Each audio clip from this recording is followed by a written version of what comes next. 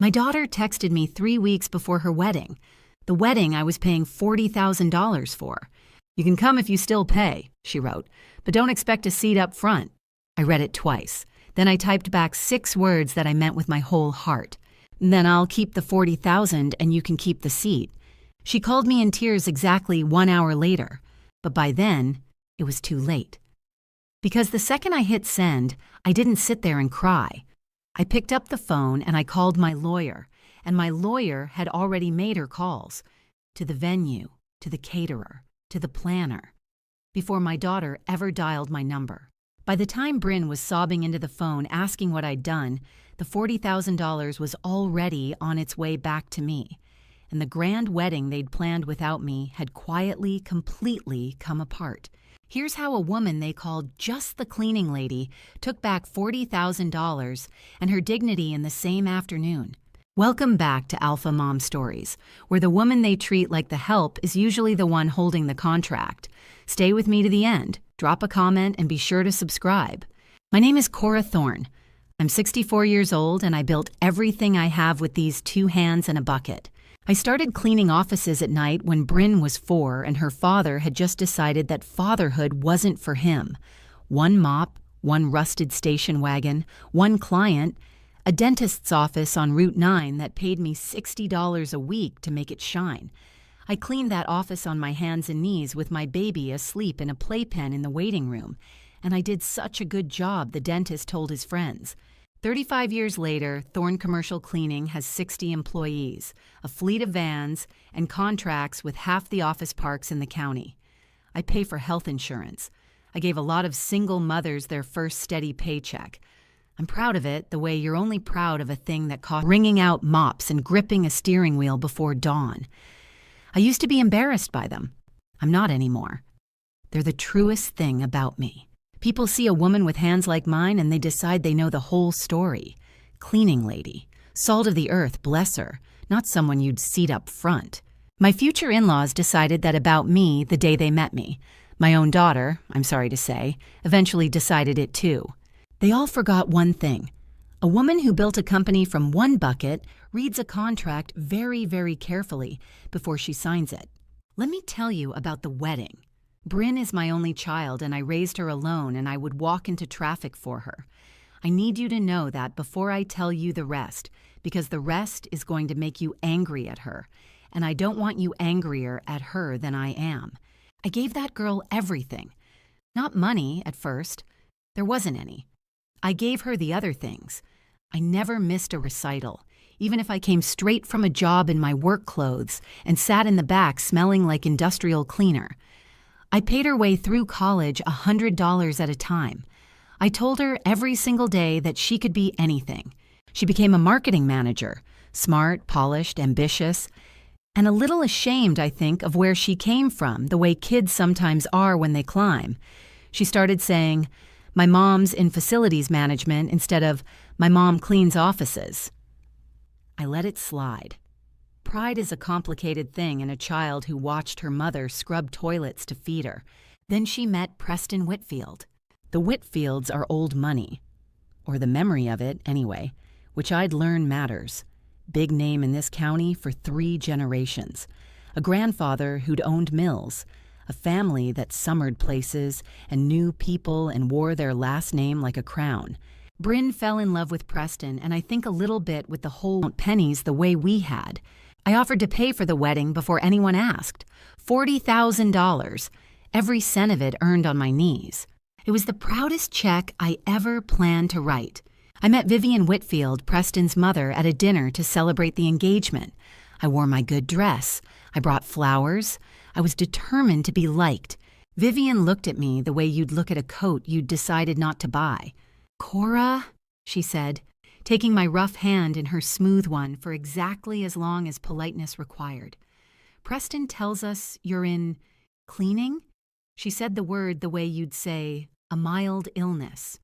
"How industrious." 35 years, I said. "Built it myself." "How nice that there's such steady demand for that sort of thing," she said, and turned to talk to someone who mattered. That was the whole relationship right there in the first 90 seconds. To Vivian, I was the help who'd somehow gotten above herself, a woman who scrubbed floors for a living, presuming to be family.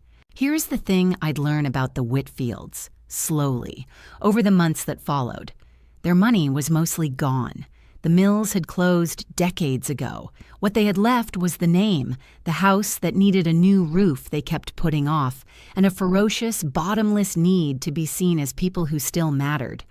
Old money with empty pockets is the proudest and most dangerous kind, because it has nothing left to protect but the appearance of having something. And here came Cora Thorne, a cleaning lady with an actual checkbook, offering to fund the wedding that would let the Whitfields throw the kind of party that proved they were still somebody. They wanted my money very much. They just couldn't stand the idea of me sitting at the good table while they spent it. I didn't understand that yet. I was still trying to be liked. Now, here's the part that matters most, and it's the part nobody saw coming, because nobody ever in my life handed anyone a blank check, and I wasn't about to start with people who looked at me like Vivian did. I did it the way I do everything in my business. I became the customer. Every vendor. The venue, the caterer, the florist, the photographer, the band, I signed the contracts myself. Cora Thorne, responsible party. I paid the deposits from my company account. I negotiated the terms. And because 35 years of business has taught me that a contract is the only promise that holds up when people stop being nice, I had my lawyer, Sandra Pham, read every single one before I signed. Sandra's the woman who's kept my company out of trouble for 20 years. She read the venue contract and she circled something with her red pen and she said, "Cora, you're the sole responsible party on all of these. And look at the cancellation terms. You're more than 90 days out. If you ever pulled the plug, you'd get most of these deposits back, and nobody else has the authority to spend a dime of this but you."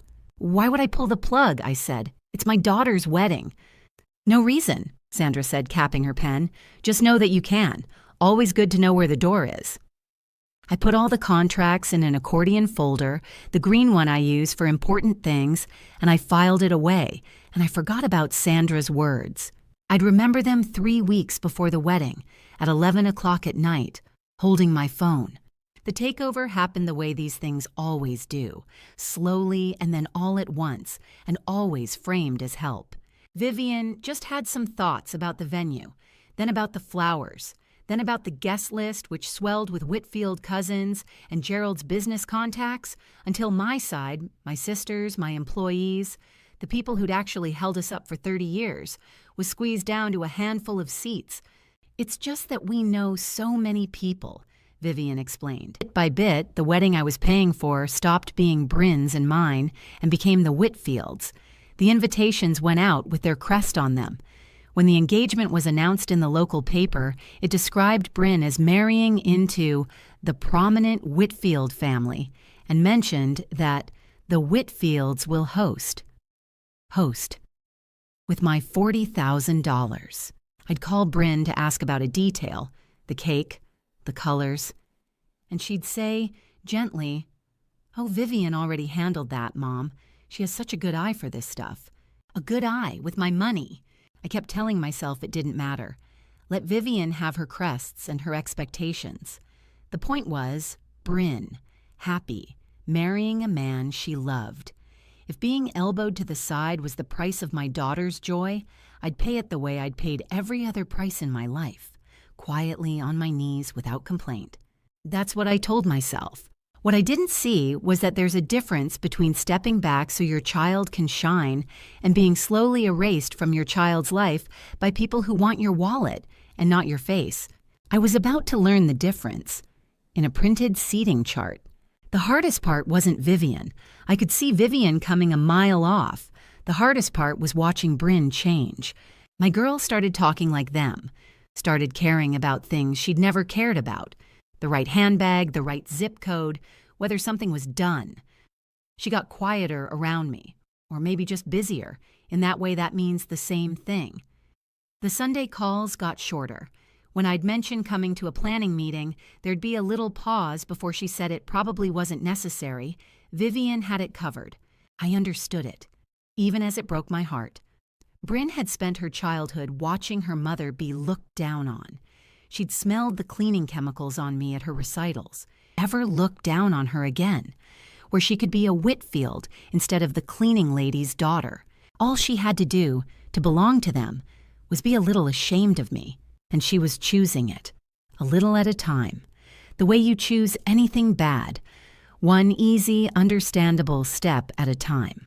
I want to be fair to her because I love her and because the end of this story depends on you believing she had a good heart underneath it all. She wasn't cruel by nature. She was a girl who'd been poor and was terrified of being poor again, marrying into a family that traded belonging for loyalty. They were teaching her that I was the price of admission. I kept thinking she'd snap out of it, that she'd remember who'd sat in the back in her work clothes for 18 years of recitals. She would, eventually, but first she'd send the text. The seating chart became the battle nobody told me we were having. A wedding seating chart is a small thing and an enormous thing.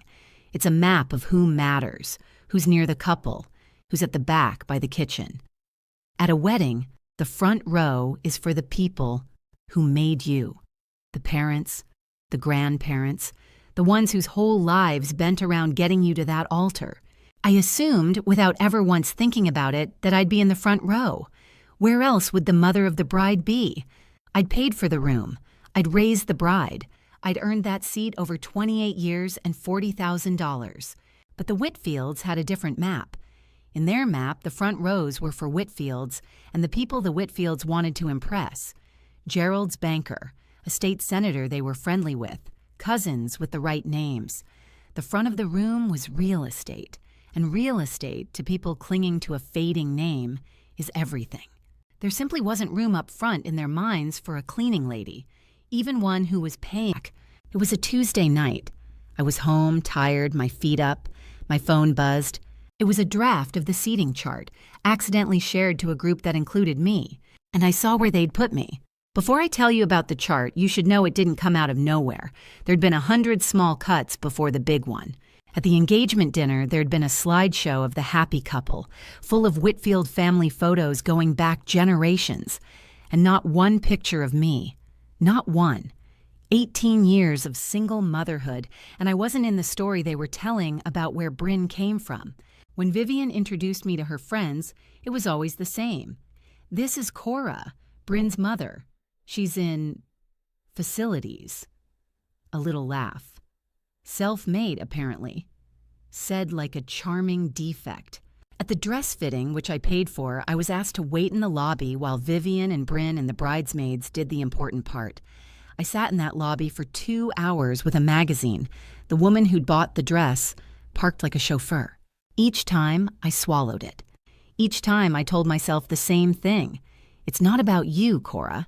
It's Bryn's day. Don't make it about you. That's the trap, by the way. The trap that catches every decent parent. They count on your love to make you swallow your own erasure. They count on you being too good a mother to make a scene. Your decency becomes the leash they walk you on. I'd been on that leash for 8 months, telling myself it was love. And then the seating chart landed in my phone, accidentally, and I saw it in black and white. Not a feeling I could talk myself out of, but a fact, printed, with my name on it. Row 6, behind the Whitfield cousins, behind Gerald's banker, behind a state senator I'd never met. At my own daughter's wedding, that I was paying $40,000 for. Row seating chart. I think there's a mistake. I've got myself in row 6. A pause. The pause told me it wasn't a mistake. Oh, Mom, yeah. Bryn's voice was careful, rehearsed. So, the thing is, the front rows are kind of spoken for. Vivian's family is really big, and there are some important people coming on Preston's side, and Bryn. I'm the mother of the bride. I know. It's just, Vivian feels really strongly that the front should reflect, the families standing in the community, and the families standing, I repeated. And then Bryn said the thing I think she'd been coached to say, because it wasn't her voice in it, it was Vivian's. Mom, it's honestly not a big deal where you sit. You'll still be there. Vivian said, she said you should just handle the check and let the people who understand this kind of event handle the details that matter. Just handle the check. Let the people who matter handle what matters. There it was. The whole thing, said out loud in my daughter's mouth, in my future in-law's words. I was not a mother. I was a funding source. A checkbook they'd tolerate in row 6 as long as the check cleared. I didn't yell. I've never been a yeller. You don't survive what I survived by yelling. I just said, I see. Let me think about it, Bryn. And I hung up, and I sat in my quiet house with my rough hands in my lap. I should have known then what I was going to do, but I gave them one more chance. God help me, I always give one more chance. I told Lupe about it the next morning. Lupe's been with me 22 years. Started as a part-time floor tech, runs 3 of my crews now, and tells me the truth whether I want it or not, which is what a real friend is for. We were in the break room at the warehouse, both of us with coffee, and I told her about row 6 and just handle the check. And Lupe set her cup down hard. Cora, she said, listen to yourself. You're paying $40,000. You're teaching her to be ashamed of you with your own wallet. You're financing the people who look down on you to look down on you more comfortably. She shook her head. My mother cleaned houses till her back gave out. If anybody put her in row 6 at my wedding, paid for or not, I'd have walked that woman to the front myself and let the snobs sit in the parking lot. I didn't say anything. You always do this, Lupe said softer. You think being a good mother means disappearing. It doesn't. Sometimes being a good mother means showing your kid what a person with self-respect looks like. She's never going to learn it from those people. She can only learn it from you. I drove home that night, turning it over. Lupe was right, and I knew she was right, and I still wasn't sure I had it in me to do anything but swallow it one more time. Then, at 11 o'clock that night, my phone buzzed, and Bryn made the decision for me. I should explain what had happened that day, on their end, because I pieced it together later. Vivian had found out I'd made a fuss about the seating chart. To Vivian, a cleaning lady questioning her placement was an outrage, the help forgetting its place. She'd gotten to Bryn that afternoon, I'm sure of it, worked on her, framed my completely reasonable request to sit in the front row at my own daughter's wedding as me, being difficult, making it about myself, threatening to ruin the day over a chair. By the time Bryn picked up her phone that night, she wasn't my daughter anymore.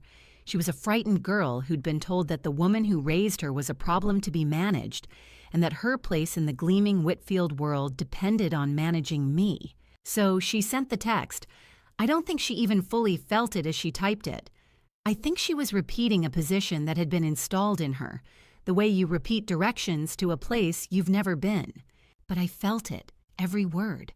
I've thought a lot about why that particular message broke through but do keep paying. It stripped away every comforting story I'd been telling myself. I wasn't stepping back from my daughter's happiness. I was being used. You can be sidelined or you can be billed. When they do both, in the same breath to the same person, that's not a wedding. That's a transaction with a woman they've decided to despise. And I, of all people, know how to handle a transaction. Here is the text, exactly as it came in at 11:04 on a Tuesday night, while I was sitting in my recliner with my aching feet up and the green accordion folder, by pure chance, on the side table where I'd left it after a phone call with Sandra about something else entirely. Mom, Vivian and I talked, and we really need you to drop the seating thing. It's causing so much stress. You can come to the wedding if you still pay, but don't expect a seat up front. The front is for the Whitfield side and important guests. Please just let this go. It's not about you. You can come if you still pay, but don't expect a seat up front. I read it 3 times. I waited for the hurt to take me down, the way it had 100 times that year. But something else came instead, something I hadn't felt in a long time. It came up through me clean and cool and clarifying, like the first cold water after a long thirst. And it wasn't rage, and it wasn't grief. It was the feeling I get right before I sign a contract I've decided is good. Certainty. I looked at the green folder on the side table, the folder with my name on every single one of those vendor contracts. Cora Thorne, responsible party. The folder Sandra had handed me with the words, "Always good to know where the door is." I had spent 8 months looking for the door and telling myself I'd never use it. My daughter had just shown me exactly where it was. Before I answered her, I'm a professional. I check my position before I make a move. The venue, deposit $10,000, balance not due for 3 weeks, cancellation more than 90 days out. And we were exactly 94 days out, meaning a near full refund if the date could be rebooked, and a venue that popular could always rebook a Saturday. The caterer, similar. The florist, the band, the photographer, all of them mine, all of them cancelable, all of them with deposits that came back to me, not to anyone named Whitfield. Every thread of that wedding ran through my signature. Pull me out and there was no wedding, just a date, a dress, and a family with a fading name and, as I was about to discover, empty pockets. Sandra's voice in my head, nobody else has the authority to spend a dime of this but you. Then I picked up my phone and I typed my answer to my daughter. I didn't type it in anger. I typed it slowly, the way you write the most important line of a contract, because I wanted every word to be exactly true. Then I'll keep the $40,000 and you can keep the seat. I read it once. I meant it completely. I hit send.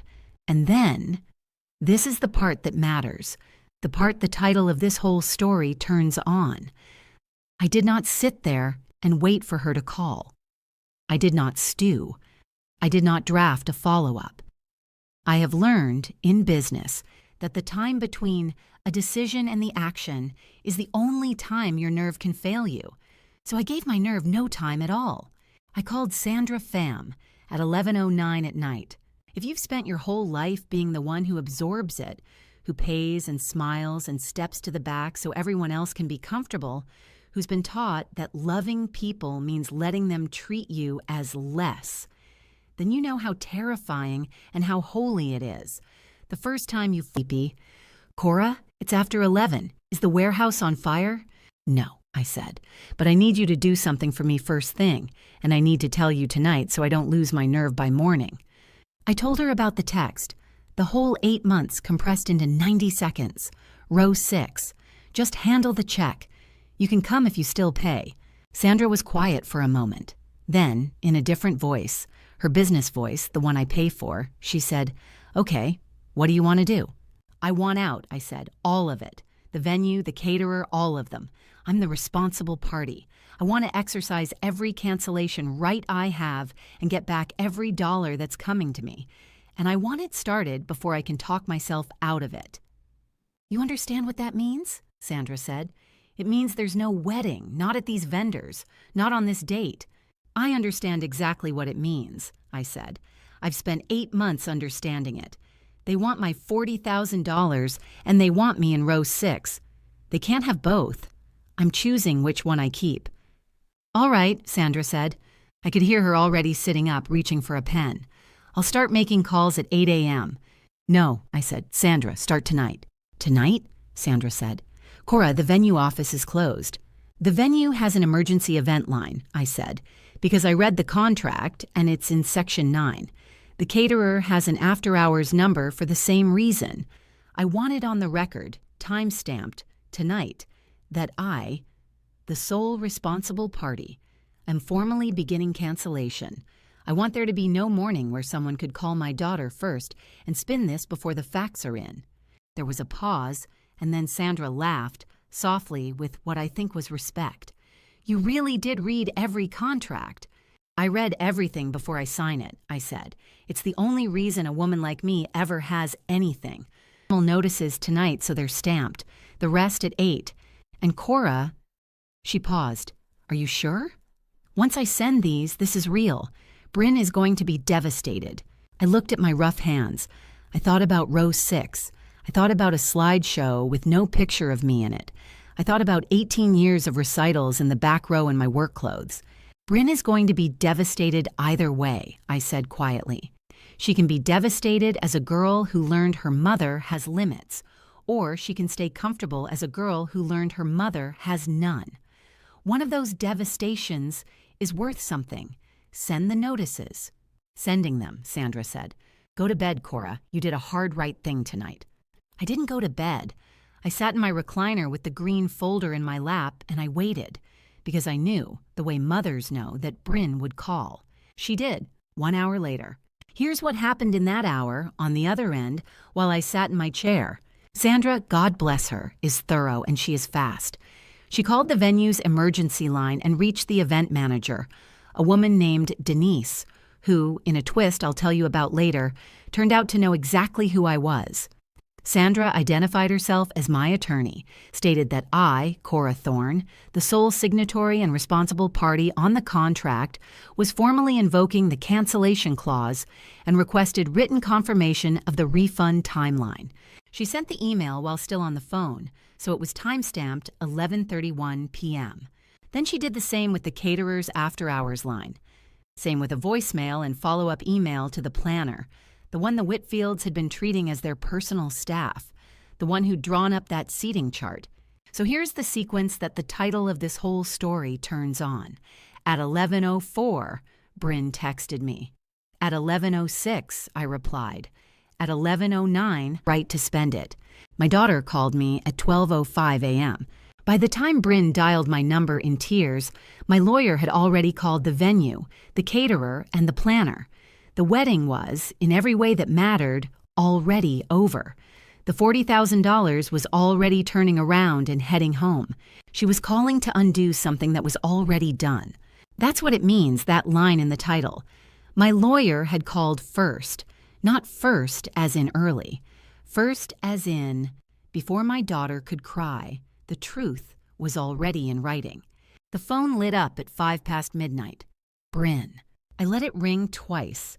Not to be cruel, to steady myself. Then I answered, Mom! She was already crying, the words tumbling.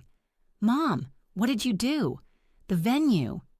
Denise called me. She said you canceled. She said your lawyer called, that the deposit's being refunded and they're releasing the date. Mom, the wedding's in 3 weeks. What did you do? I did exactly what I told you I'd do, sweetheart, I said. My voice was calm. 40 years of staying calm while the monitor screams. You told me I could come if I still paid, but not to expect a seat up front. I told you I'd keep the $40,000 and you could keep the seat. I'm a woman of my word, Bryn. I kept the $40,000. But you can't. Mom, everything's booked. Everyone's invited. Vivian's going to... She was hyperventilating now. Why would you do this to me? And there it was. Why would you do this to me? As if I were the one who'd done something. As if the 8 months, the row 6, the just handle the check, had all been weather, and my one action was the only cruelty in the story. Bryn, I said gently, I want you to hear me because I'm only going to say it once, and then we're both going to get some sleep. As a checkbook with a pulse. And tonight, my own daughter told me in writing that I could pay for her wedding, but not sit at the front of it. So I made a choice. I chose my dignity over their party. I'd have thought you, of all people, would understand why. She didn't understand. Not that night. That night, she was too deep in the Whitfield world to see it, and too frightened of what Vivian would say. You're being selfish, she said, and I could hear that it wasn't really her, it was the script. It's my wedding, and you're blowing it up because of your ego, because you didn't get a good enough chair. A good enough chair, I repeated quietly. Bryn, it was the front row, at your wedding. The seat your father should have been in, except he left, so it was just mine. The one seat in that whole room that was actually only mine. Silence. I didn't blow up your wedding over a chair, I said. You and Vivian did when you decided the chair mattered more than the mother. I just stopped paying for the privilege of being told so. She was crying harder now, but the quality of it had changed. There was confusion in it, the first crack in the script, the sound of a young woman beginning to hear herself. Vivian's going to lose her mind, Bryn whispered. She'll never... Mom, the Whitfields can't cover this. 40,000. They don't... Preston told me they don't actually have it. They've been counting on... She stopped, hearing what she was about to say. On me, I finished gently. They've been counting on the cleaning lady, the whole time. That's the part that should make you angriest, sweetheart, if you think it through. They despised me and depended on me at the same time. They wanted me invisible and paying. And the only person in this story who was ever asked to be both invisible and generous was me. She didn't answer, but she didn't hang up either. And that, I knew, was the beginning of something. "Let me tell you about that $40,000, I said, because she was quiet and listening now, and some things you only get one chance to say. "That's not just money, Bryn. That's 11 years of overtime. That's the down payment on a house I never bought because I was paying your tuition $100 at a time. That's me cleaning a law firm's bathrooms at 5 in the morning so I could be at your school by 9 for the things that mattered. Every dollar of that $40,000 came out of these hands." I looked at them. The hands Vivian shook like she might catch something. I heard her breath hitch. "I offered it gladly," I said. "I wanted to give you a beautiful day. There is nothing I wouldn't give you, Bryn. But there's a difference between giving and being taken from. Giving is when someone receives your gift and sees you. Being taken from is when they want your hand open but your face turned away. I have spent my whole life letting people take from these hands. I decided tonight I'm done letting them do it to my heart." "Mom," her voice broke, "I love you more than my own life," I said. "I have since the second they put you in my arms in a hospital I was still paying off when you graduated college. That has never changed, and it never will. But I won't fund my own humiliation, not even for you, especially not for you, because someday you're going to be a mother, and I need you to know what one looks like when she finally stands up." She was crying, but she wasn't arguing anymore. "Go to sleep, sweetheart," I said. "We'll talk when the Whitfields aren't in your ear." Vivian called me at 8 the next morning. I let it go to voicemail because I had a company to run and crews to dispatch, and because some calls you take on your own schedule. The voicemail was a masterpiece. It started gracious. "Cora, dear, I think there's been a terrible misunderstanding. One worried you were, that I'd humiliated the family, and that I would, of course, reinstate everything immediately, as this has gone far enough. Reinstate everything immediately, as if I were an employee who'd gone rogue, as if the $40,000 of mine were somehow hers to command. I called her back at noon between job sites, sitting in my van in a parking lot in my work clothes. I want you to picture that because the contrast is the whole point. Vivian in her sitting room with the roof she couldn't afford to fix. Me in a cleaning van that I owned outright, 60 people on my payroll, a green folder of contracts on the passenger seat, every one of them signed by me. "Vivian," I said, "I got your message." "Cora, thank goodness. Now you'll fix this today and we'll all—" "No," I said. I found that word does more work than any speech. No, just the one syllable, calm, in a parking lot, from the cleaning lady. The silence on the other end was the sound of a woman realizing, for the first time, that the help she'd despised was holding the only checkbook in the room, and had just closed it. "What did you say to me?" Vivian breathed. I said no, I said. "Shall I explain it, or shall I let my lawyer?" What followed over the next few days was the most educational week of my daughter's life. Because once my $40,000 walked out of the room, the Whitfields had to do the one thing they'd been avoiding for 3 generations: look at their own bank account. Preston, it turned out, made a decent salary but had no savings. He'd been raised to spend like a Whitfield on an income that wasn't one. Gerald's business interests were mostly debts wearing nice suits. And Vivian, the grand Vivian, had been quietly selling off jewelry for years to keep up the house. The grand wedding the Whitfields had been planning to host had never been theirs to host. It was missing the people who clean your office. And now it was gone, and they couldn't replace it. And the whole gleaming edifice, the crested invitations, the senator, the front rows for people who mattered, sat exposed as what it had always been, a poor family's pride, propped up by a cleaning lady's checkbook. Bryn saw all of it. That's the thing. With my money out of the room, the Whitfields had nothing left to perform with, and the performance was all there'd ever been. She watched Vivian rage and scramble and beg. She watched Preston. And this is the part that broke her, I think. She watched Preston side with his mother. Not once in that whole terrible week did Preston call me or stand up to Vivian or put his arm around my daughter and say, "My mother was wrong about yours." He just got quieter, the way the weak do, the way I'd watched Bryn herself get quiet for months. Except now she was watching someone do it to her. Bryn came to my house that Saturday, alone. No Preston, no Vivian, no script. She sat at my kitchen table, the same table where I'd helped her with homework while my work clothes soaked in the sink. And she looked at my hands, and she started to cry. And this time, it was the real kind, the kind without anyone watching to perform for.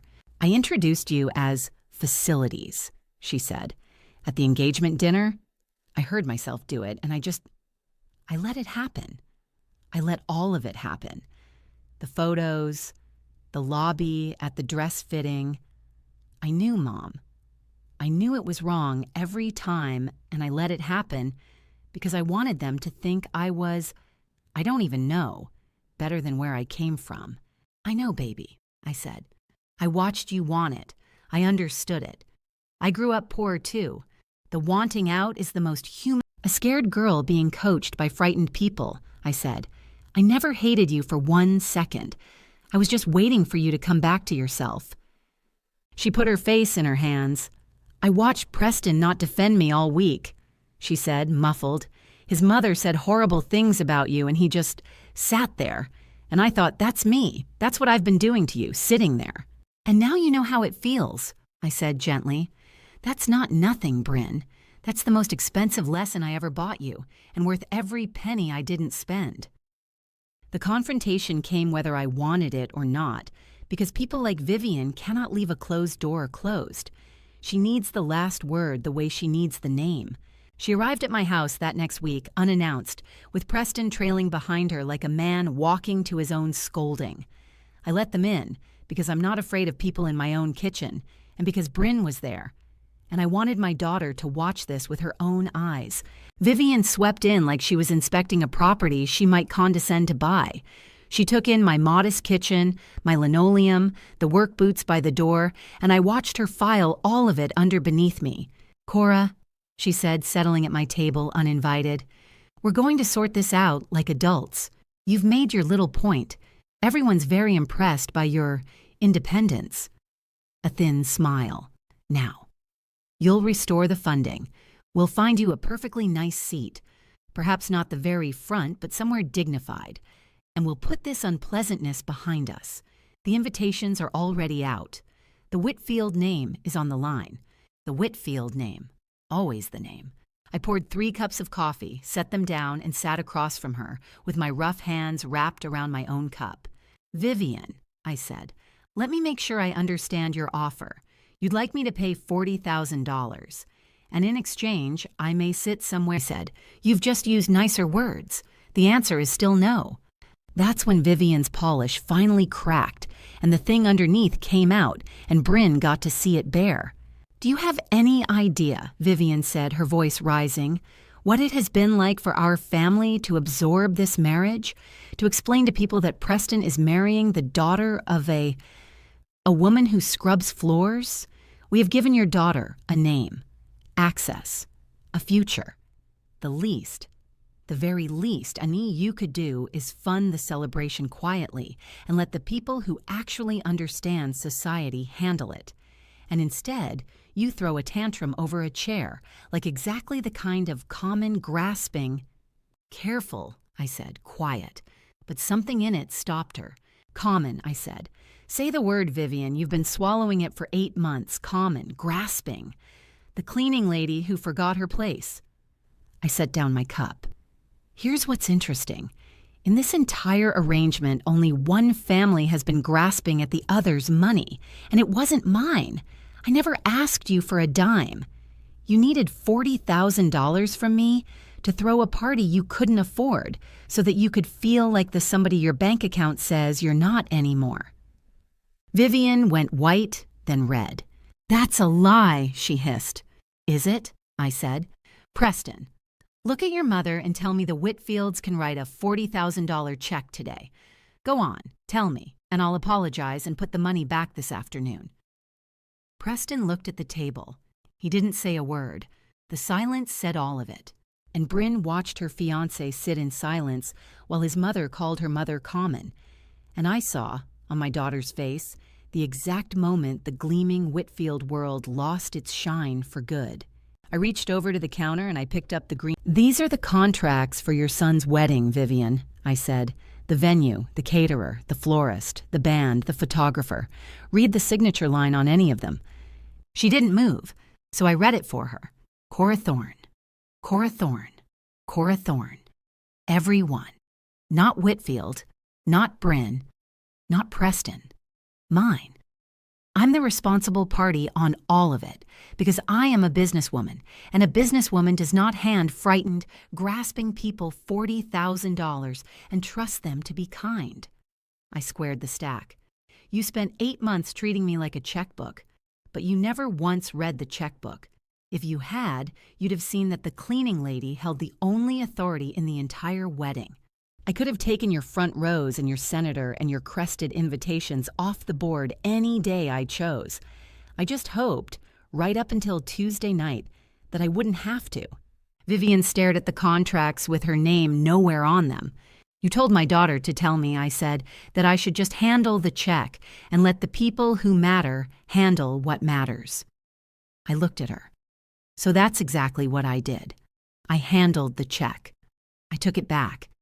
Now you handle what matters. The venue, the caterer, the guests, the senator. Without it. I closed the folder. "Let me know how that goes." Vivian stood up so fast her chair scraped. She was shaking, not with sorrow, with the specific fury of a person who has just discovered the floor was never theirs. "You will regret this," she said. "You have humiliated us. Do you understand what people will say?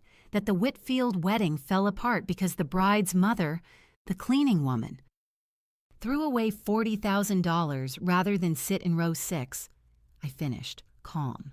"Yes, that's exactly what people—" "It's true."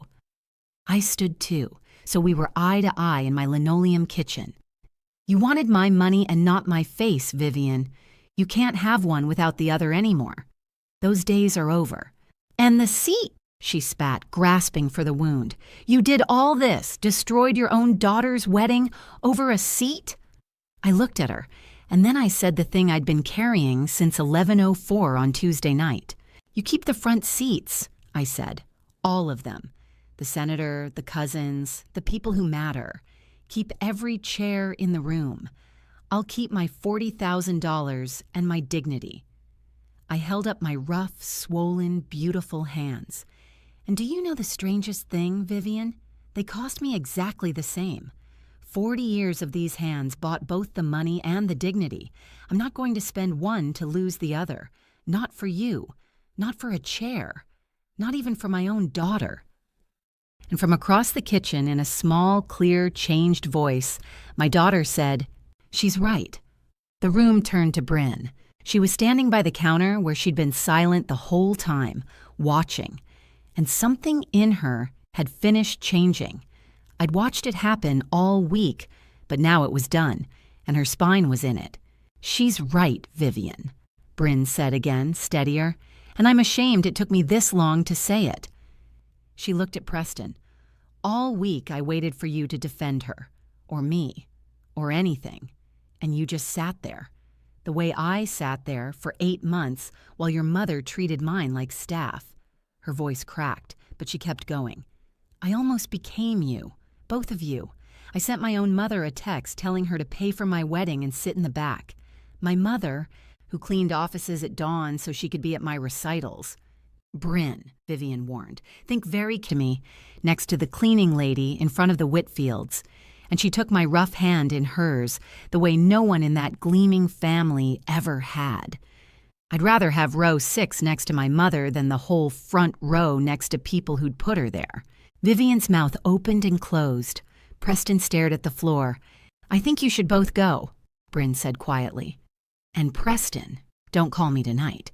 I need to think about whether I want to marry a man who watched his mother do this and said nothing. I already know one woman who'd never sit silent while someone she loved was disrespected." She squeezed my hand. "I'm related to her. I forgot that for a while." They left. They didn't slam the door. People like that never do. But it was the last time Vivian Whitfield ever sat at my table. Here's how it shook out in the months after, because I know you want the ledger and not just the feeling. I've always believed in a clean ledger. The $40,000 came back, most of it within a few weeks. Denise rebooked that Saturday inside of a month, so the venue refunded the deposit in full, and the other vendors followed, minus a few small, fair fees Sandra negotiated down. Cora Thorne, responsible party, got her money home where it had been earned. The grand Whitfield wedding never happened. There was no version of it the Whitfields could pay for themselves, which is the entire truth of the Whitfields in one sentence. The crested invitations went in a drawer. The senator went to someone else's party. And the engagement ended. Not in a blow-up, in a fade, which is how the week end things.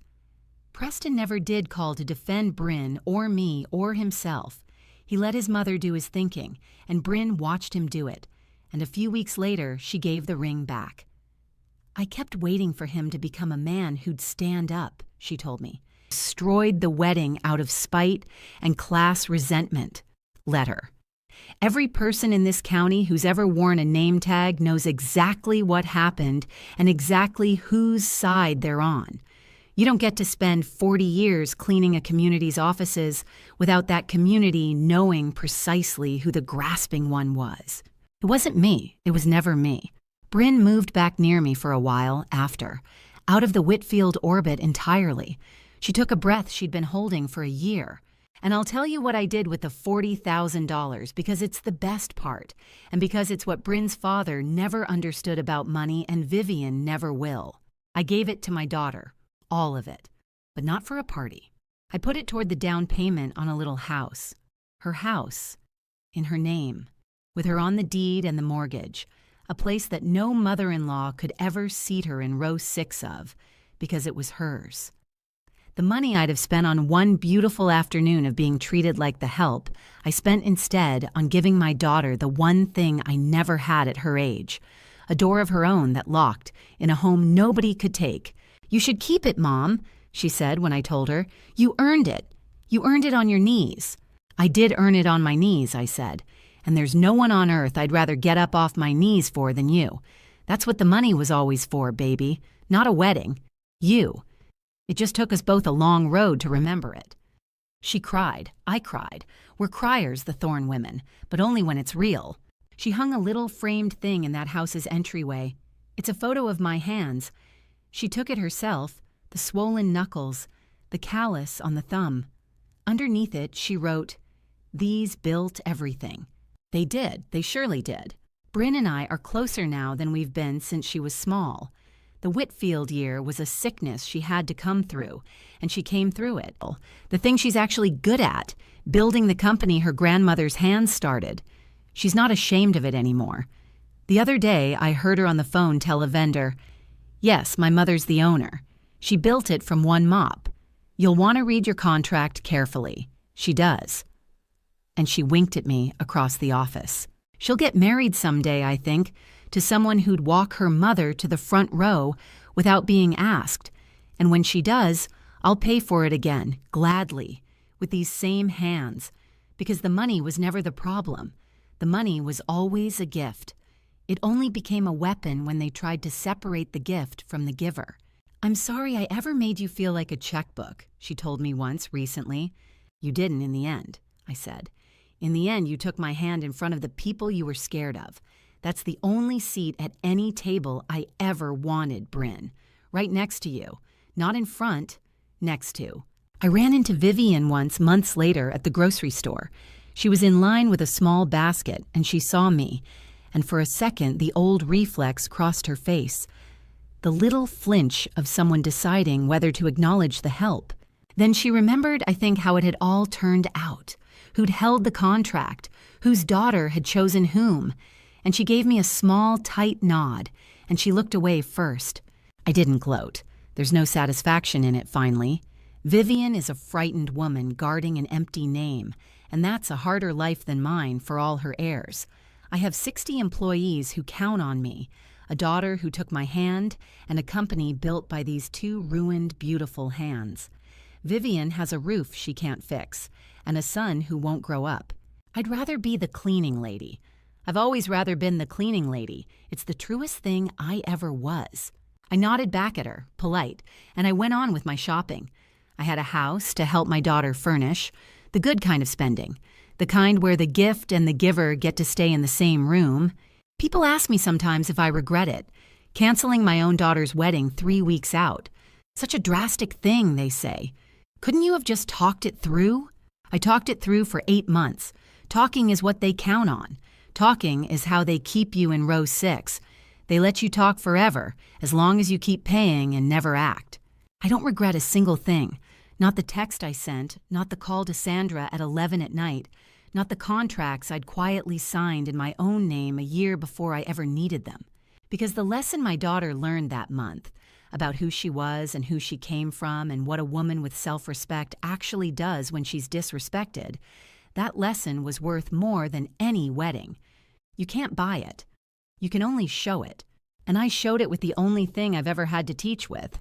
Not a name, not old money, just 2 hard hands, a green folder of contracts, and the word no. If there's one thing I'd hand you from all of this, it's this. Your generosity is a gift, not a tax.